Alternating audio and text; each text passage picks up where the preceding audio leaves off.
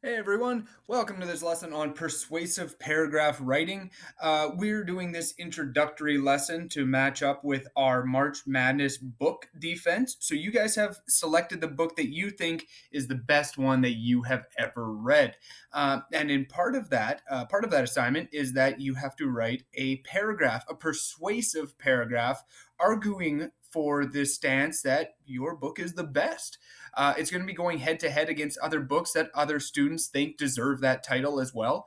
And we're going to be expanding on this as we go into more in depth persuasive writing. This may be more personal for this one. You know, you have a book that you think is your favorite and you want to defend that. It has a certain honor on your bookshelf as being the best.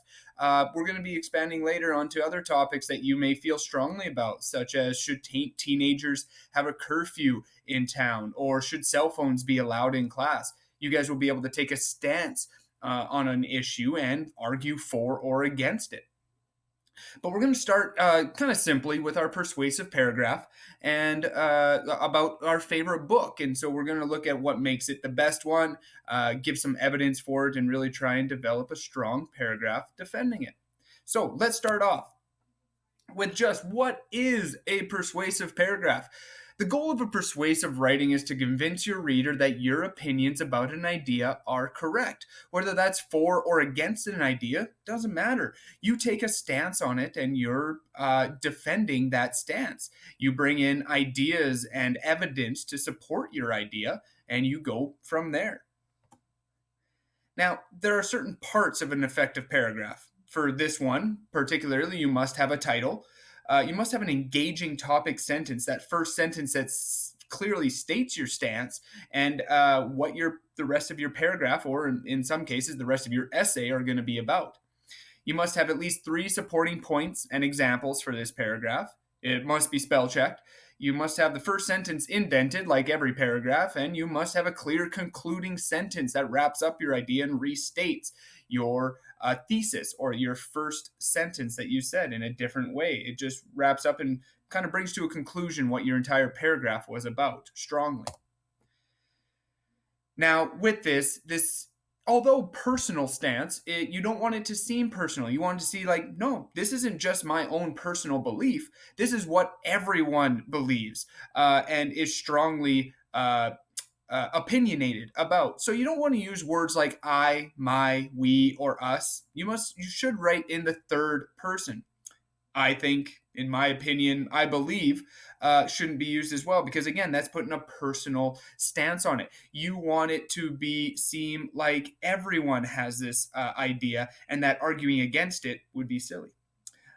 In conclusion, you don't want to put that's just a common saying. These are all the reasons why. Again, not a strong ending, and that is why I. Again, you don't want to use that word I in there.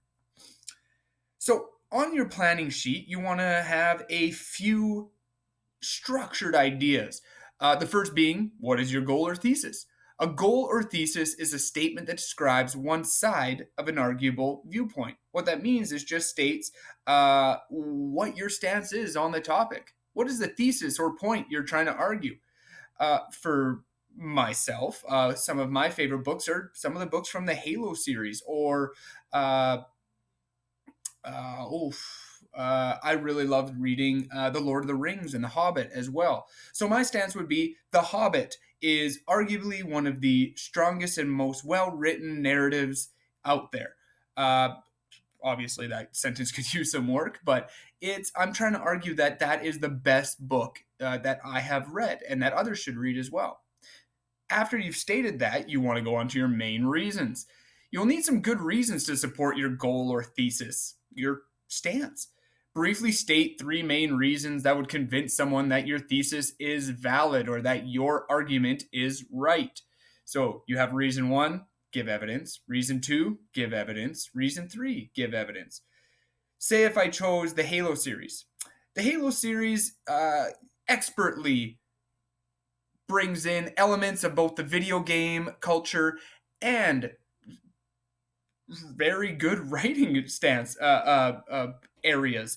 It gives good description. It gives a great imagination. It really brings the reader into the story.